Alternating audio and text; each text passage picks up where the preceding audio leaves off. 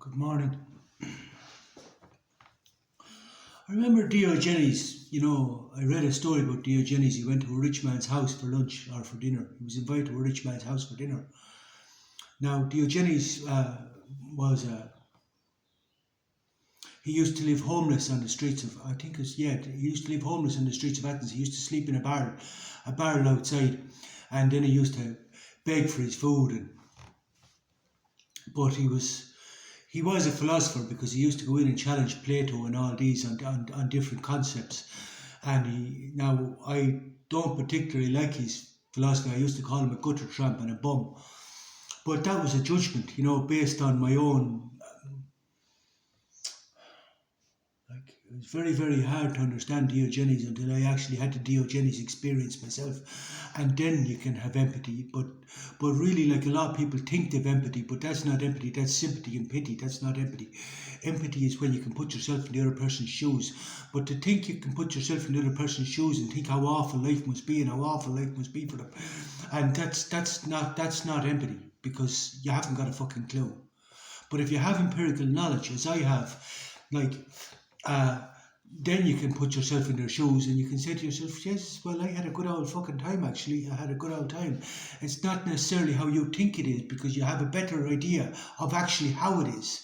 It's not how you think it was. It's if you have empirical knowledge, you can actually relate to it in a completely different way, because you have empirical knowledge. You have this experience, and it's not as you thought it might have been previously.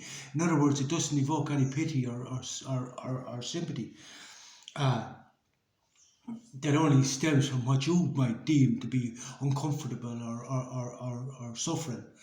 But this is where I say, like, once you get used to a certain level of suffering, it's not suffering. It's not suffering. It depends on your attitude towards the way of things. But anyway, I want to talk about Diogenes. And Diogenes went to the rich man's house and he spit in his face. And said, where else is there to spit in the rich man's house, only in his face? And that sort of reminds me of my, because I went to bed last night thinking about the whole podcast with Dr. Sugu and the two boys yesterday, Dr. Staloff and I forget the other lad's name, Peter something. Peter Dean, Peter. Anyway, but it sort of reminded me of my podcast with them, because I was sort of bringing up about the Inquisitions and the Grand Inquisitor and all that sort of thing, because, like, how easy it is to look at other people's crimes. But I just wanted to bring up, like, the Inquisition, and because, like, well, Dr. Sucru is a Christian now, and I don't know. Well, a few times I wanted to mention Foucault, but I wouldn't mention Foucault.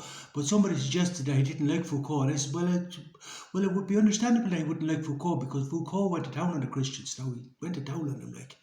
He even stretched the truth a little bit, but that's allowed, as I say. All's fair in love and war, and it was war because they waged war on the homosexuals, of which Foucault was a homosexual.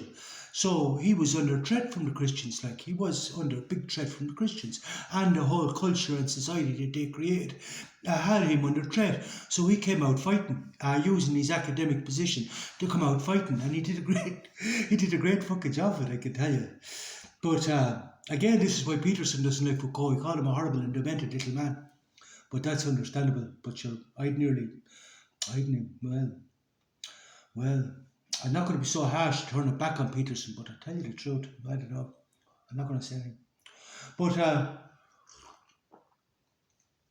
I used to think then the Diogenes was, he was jealous and he sounds like a bitter, resentful man and all the rest. But again, when you have that experience, like, for example, like, everything I do was with reason. And when I was making some of the comments yesterday, in which I was questioning the Inquisition and the different actions of Christianity throughout history, I was sort of saying to myself, well, there's a possibility that people could get offended. But the thing is, like, I'm sort of like Tom Hardy, and Tom Hardy says, like, I'll treat the janitor the same as the CEO. this is, I'll treat the janitor the same as the CEO, Maria. You know what I mean? Well, I'm the other way around. I'll treat the professors the same as I'll treat the janitor. It's just a reversal of the saying. You know what I'm saying? Now, I'm not saying we're all equal because I don't ascribe to that at all. But I'm just saying, that I want to combat this whole thing of Nietzsche's last man, this snowflake ideology of I'm offended. You've no right to say that. I'm offended, but I could say get offended all you fucking well want. I'll say what I like. But everybody has to be subject to this. To bring about change, everybody has to be subject to this. You needn't think you're going to sit up on a pedestal and be free from this, that you command a certain, you command,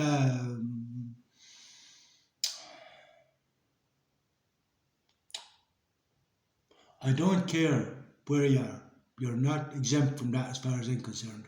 I'll insult everybody on an equal level. But I don't insult you. I'll just tell the fucking truth. Like yesterday they were talking about fucking colonisation and this, that and the other. And I said, what about the Zionists? What about the Zionists? Now, usually, you're not allowed to bring up the Zionists. And this is, the thing is, there's a few things with the Spanish Inquisition. And number one, the Jews were targeted. And this is a question I asked this morning. Why are the Jews repeatedly targeted? Why are they repeatedly targeted? Why were they targeted in Russia? Why were they targeted in Germany? Why were they targeted in their own home, Jerusalem? Why did the Romans target them? Why did everybody target the Jews? And this is a question for them to ask. And they never ask this. They just constantly, you bastards. It's continuously projection on a collective level, and then continuing with the same thing that gets them into these situations, but they constantly adapt and mitigate it to the point that they have now successfully negated the negation by creating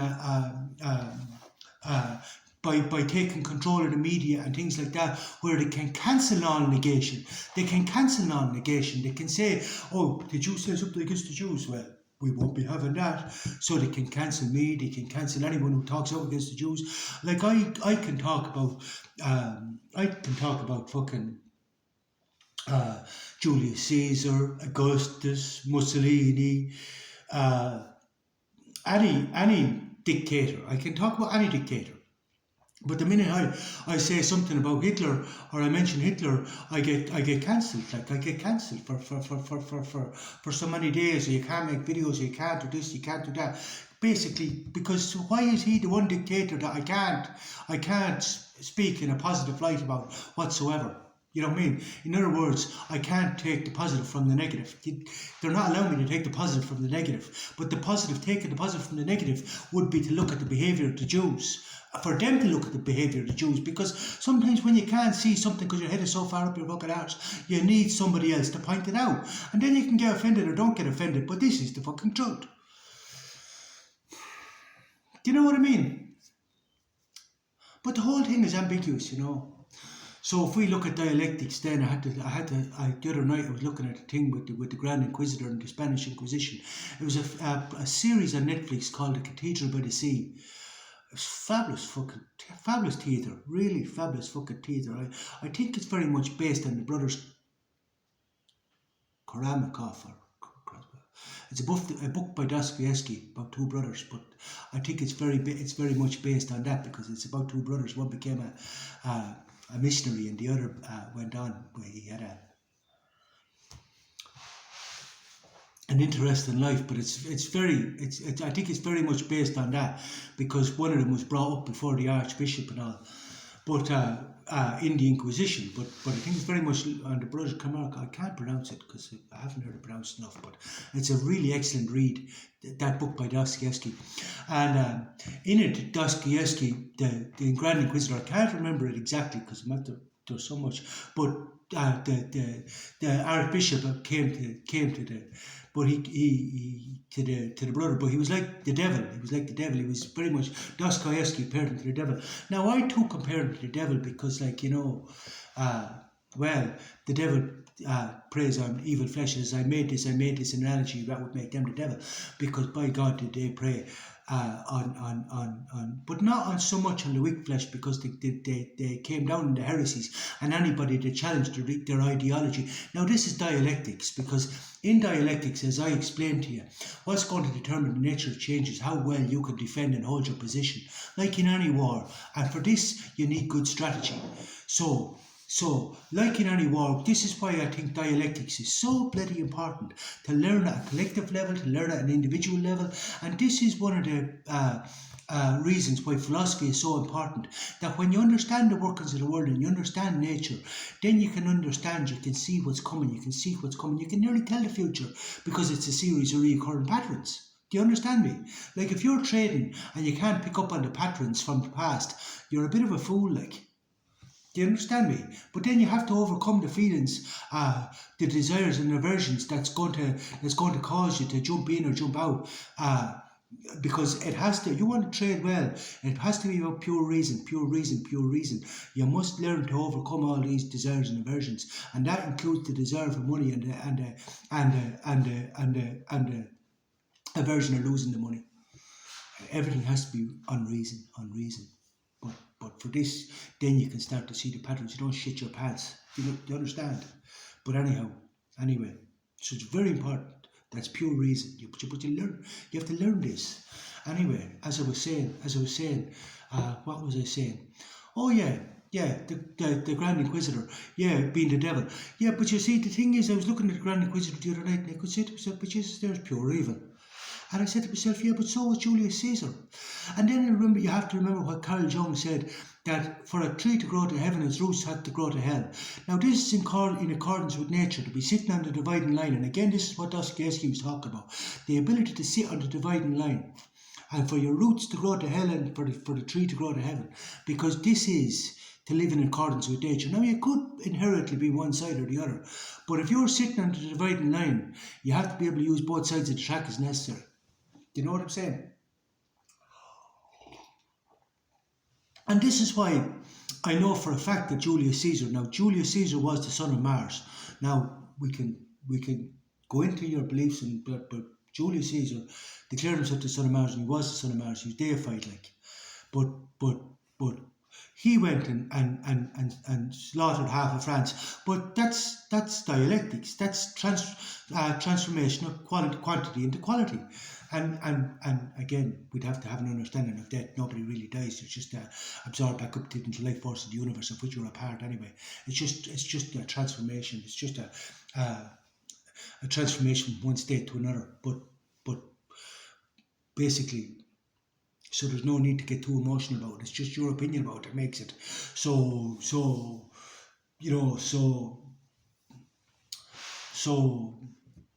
horrible. But this is for everyone to define themselves.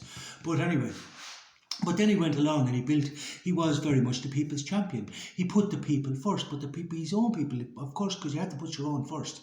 And he put his own people first, and he built beautiful cities, aqueducts, beautiful buildings. He really was all about Rome.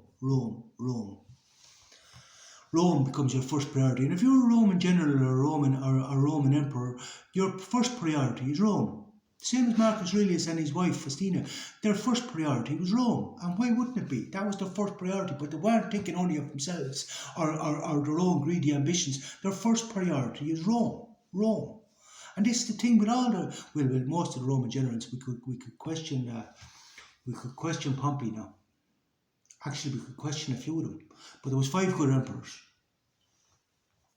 But I hold Julius Caesar as one of them. But anyway, Rome comes first. But this is to think outside yourself. When you're thinking about something bigger than yourself, outside yourself.